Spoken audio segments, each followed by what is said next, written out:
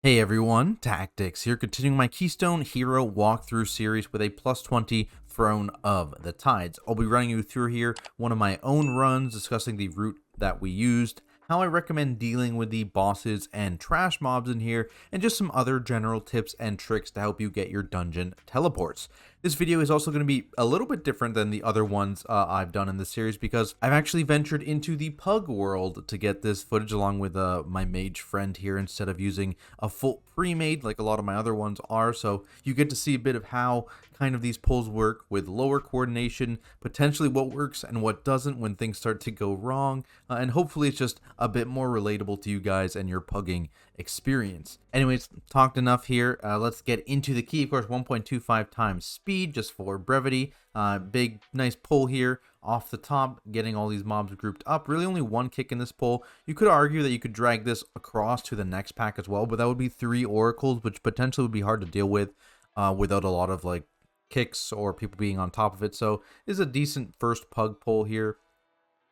Just get all these mobs down, and it's fairly straightforward. Be aware, of course, of the fixate guys. They're definitely the scariest, especially on fortified weeks here, just because of that stacking bleed. And so having a way to cleanse that bleed is very good. Whether it's Evoker, whether it's Dwarf, Racial, whether it's something like Bops, or even Bubble Taunt for a Protection Paladin, as an example. So have tools available. It's not super big deal in that first pull because there's so few of them and they just get roasted in Bloodlust. But it's really, really important, as I'm sure a lot of you are aware, excuse me, aware of in that pull upstairs with a ton of dogs. Again, simple pull there. You can, like I said, pull that into the first group or potentially kick these mobs into this second room here and just drag it on top of this next pack. That's probably the best time saver, but of course, lower coordination group here. Don't want to do anything too crazy, so we're just killing the 2 casters and pulling the sentinel in.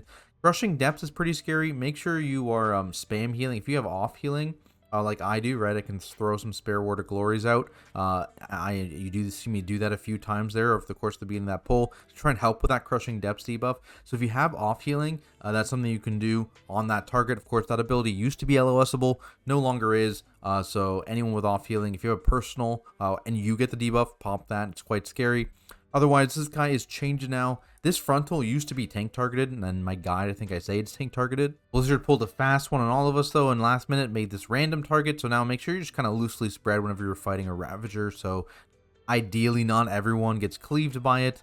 And of course, for this as well, I think, yeah, that does one shot on a 24. So be aware, and you can see there, we're spread a little bit. So only one person gets hit by that barrage.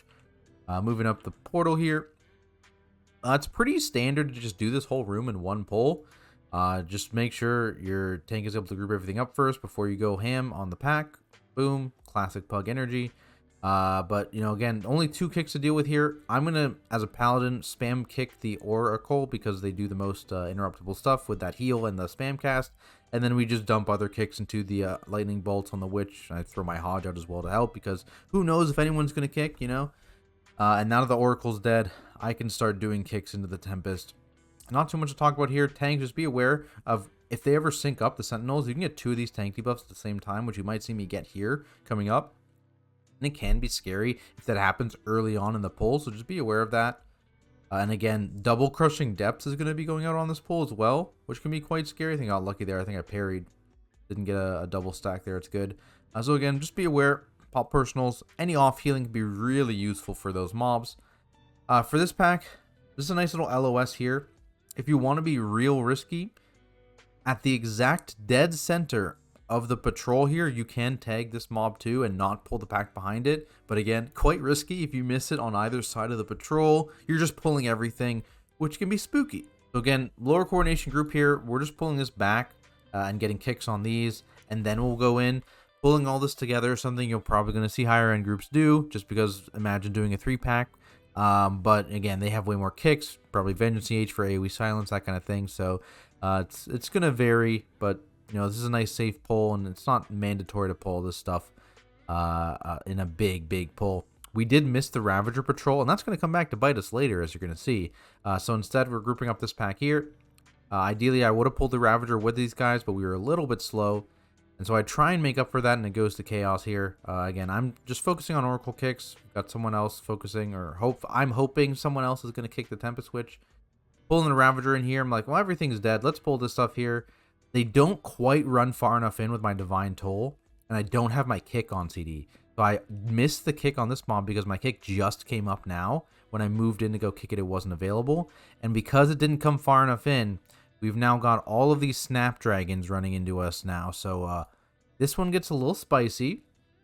Not recommended for sure. Get a quick stop on that Oracle. Now we're just focused on getting stops here. I don't quite have the Holy Power to get the Battle Res out, so I'm just making sure I get established. I bubble taunt myself to clear my bleed stacks from these mobs. They're now going out on other people, so again, AoE stun, stuff like that, so you can create distance. Good Ring of Peace there to keep the Snapdragon off.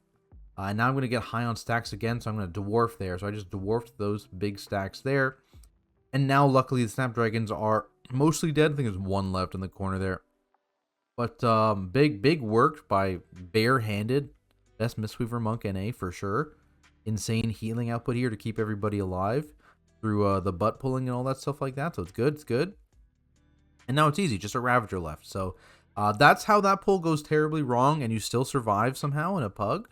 I don't know how, but you know, shout out this pug. Good job.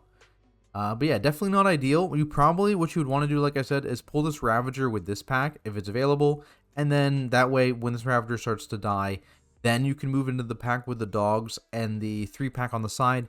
And again, it doesn't matter which side you actually pull here, as long as you just do one of them, you don't need to do the second one. So to be fair, on a Tyran week, you might actually want to pull them because you may need this more space to handle the boss. But on a Fort week, this boss kind of died pretty quickly. Anyways, last pull here, not too much to talk about. You can skip past that. It's pretty much the same. Going to the first boss here. Again, there's not really a ton to talk about for this boss. Make sure you get kicks. Other than that, just run the Shock Blast out. Focus Tempest. It does pulsing damage essentially to a few players at a time. Just, you know, use a personal if you're getting hard focused by it on Tyran week. But otherwise, it's not super scary. Like, you see the damage on Fort's like not very high. DPS healers, make sure you never stand on top of the honor guard just for threat. It will always smack someone right beside it if there is someone there.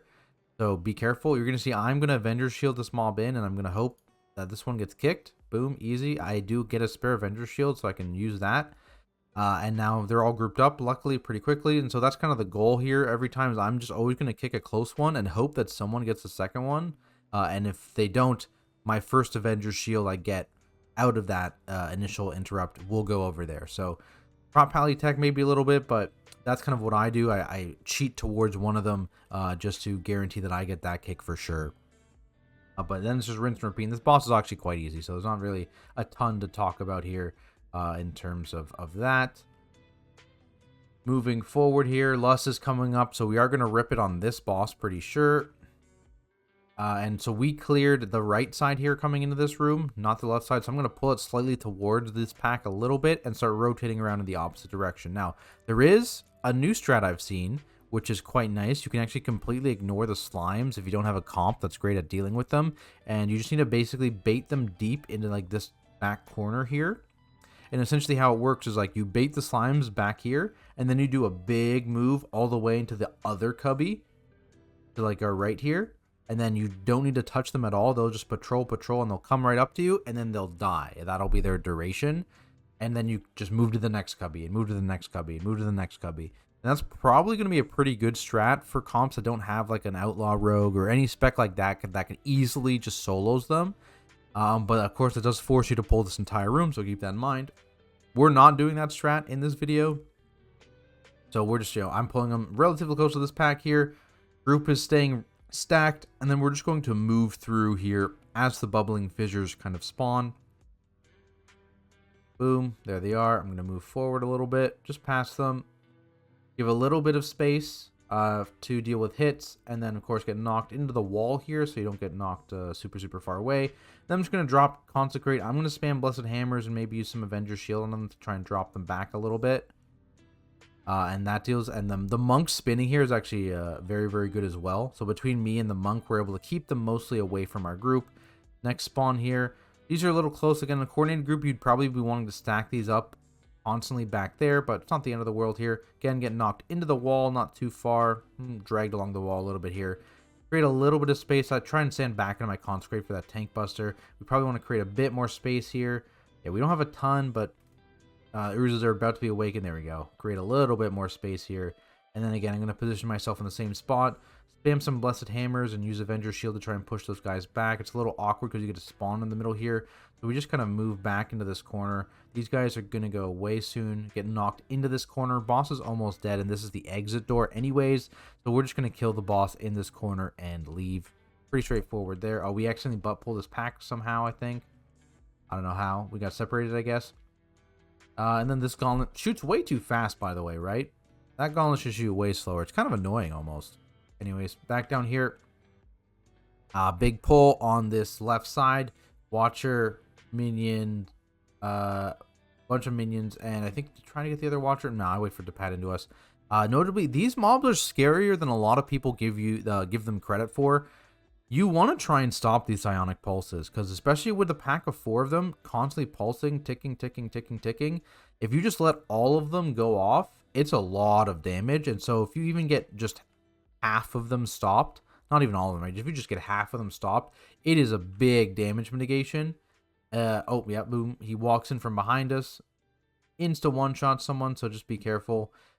Make sure you actually notice when that pad is coming in. I probably should turn around and pull it earlier. Then we're just moving forward here. I'm adding a little bit of these mobs to the pack, and there's only one kick here with some minions.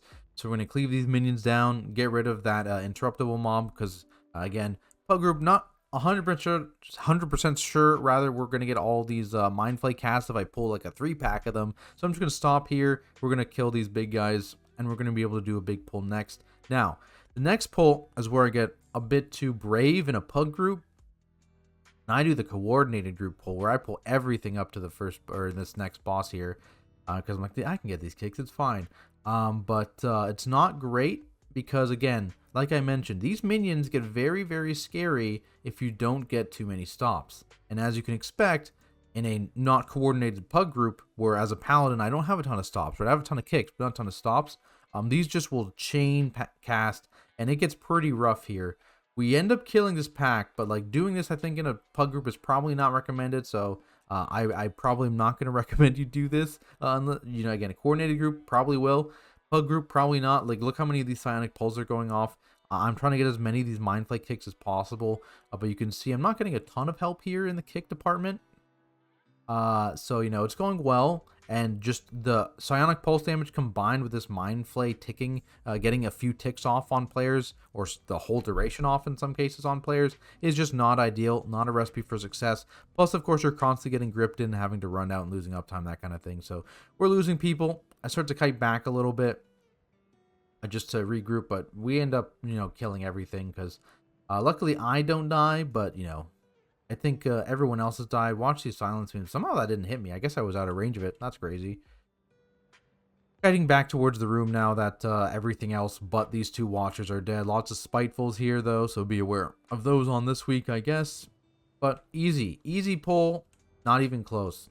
Erunak, pretty straightforward boss fight. Healers, stay on top of your dispels here. Dispel ASAP. Obviously, if you have something like a non-demo warlock or a priest that can mass dispel, that can buy you some time. Obviously, mass dispel is a long cooldown right now, so it's not going to be super helpful, but it can help catch you back up. But really, you just want to stay on top of your single dispels here, so you don't get overrun by these flame shock debuffs, because they hurt, even on fortified key, right? That is quite painful for sure here. Revival also actually on the Mistweaver can be helpful. But the real big thing here that you're going to have to worry about as a tank player and DPS player are these totems, because these are very, very scary. The tank is going to be taking a ton of damage while these totems are alive. So you want to make sure as a tank player you have something kind of ready for every single one of these, just so that you are, you know, going to survive actually dealing with them. So that first one, I'm not too worried. I see we have all of our cooldowns running, right? We had Wings, Meta, and Icy Veins running for that first one, so it died insanely quickly, as you saw, so I wasn't too worried here.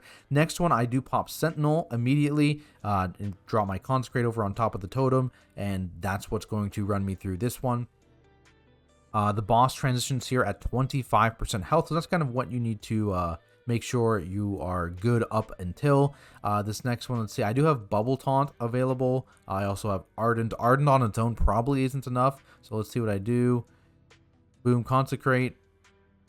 Divine Toll, Spell Ward. Oh, I spell warding myself. So I was testing spell wording. It kind of half helps, right? So it uses extra nature damage during it, so it removes that portion of it. But that was just a test. I would have probably bubble taunted there on a real key, just because we were close to transitioning. But again, on a real key, I probably have to go an extra, totem or two as well, especially on Tyrannical, maybe 3 totems. So keep that in mind. Make sure you're planning out your defensive. This is one of the few bosses kind of in this tier where tanks need to be really, really on top of planning what defensives you are using. Otherwise, this last phase, just healing the pulsing damage. Make sure you bring it close to a pillar and LOS, but pretty straightforward there. Fast forward to the throne. There it is. All right, coming up to the Gauntlet area.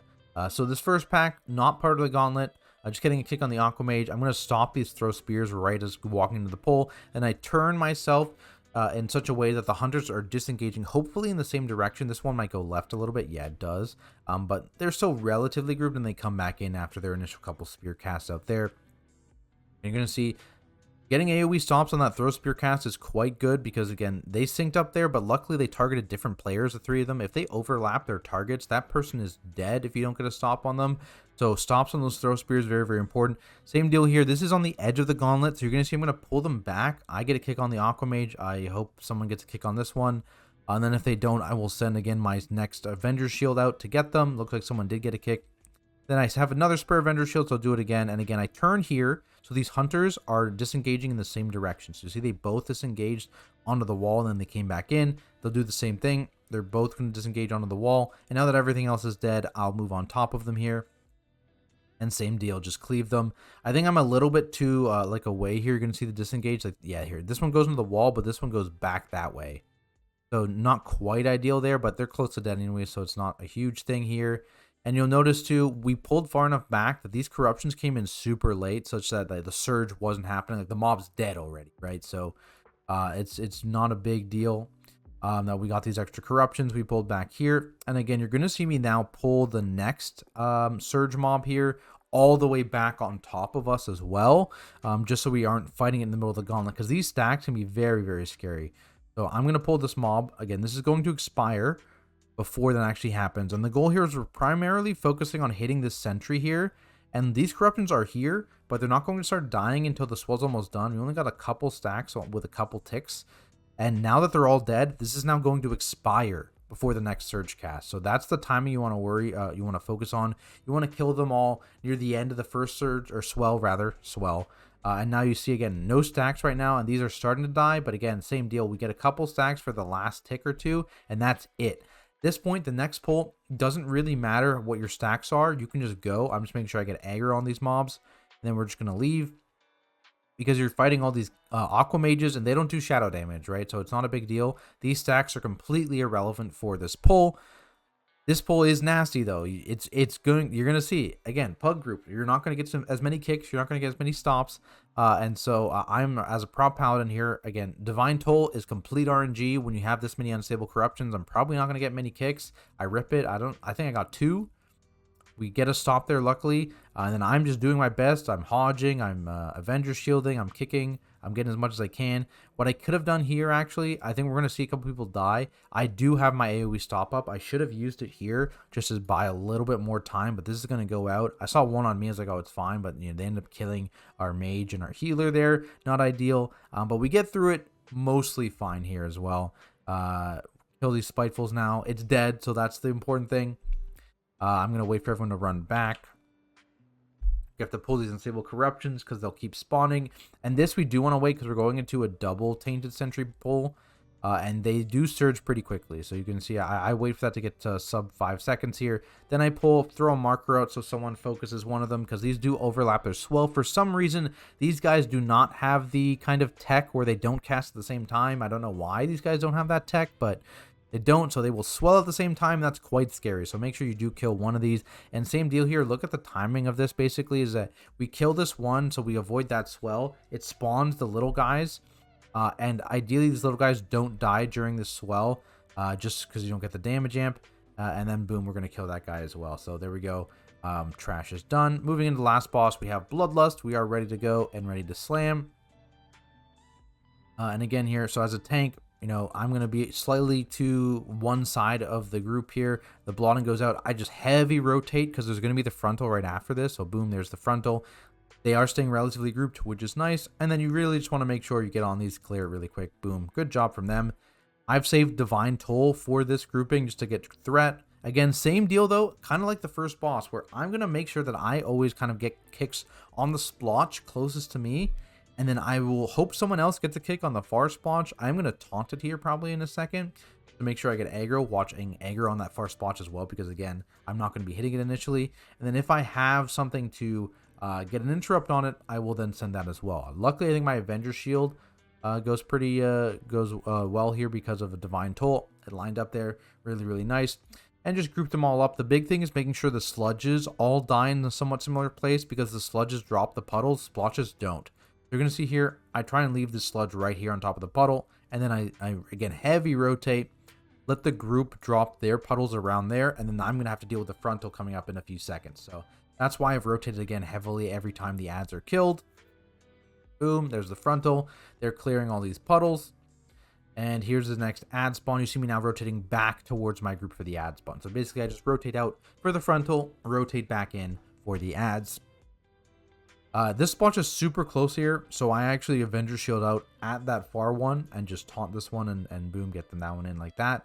So this one was easier. Didn't need to rely too much on anyone else. And again, trying to kill these sludges in one spot there, then heavy rotating to deal with that frontal. And that's pretty much it, right? Not much to talk about for Ozumat at the end there. That boss just kind of falls over once you get through the actual ink phase. So it's really just the ink phase you're worried about. So there it is, guys, my plus 20 Throne of the Tides walkthrough. Hopefully this helped you out, and if it did, be sure to leave a like and subscribe for more content like it. I've got walkthroughs just like this one for all the other Season 3 dungeons so far. Plus, I'll be covering everything you need to know about dungeons and raids in both Season 4 of Dragonflight and beyond into the War Within. If you have any questions, feel free to drop those down in the comments below, or come ask me over on my Twitch channel at Tactics, where I stream all of my keep pushing and my raid progress. As always, thank you to all of my Patreon supporters. I appreciate each and every one of you.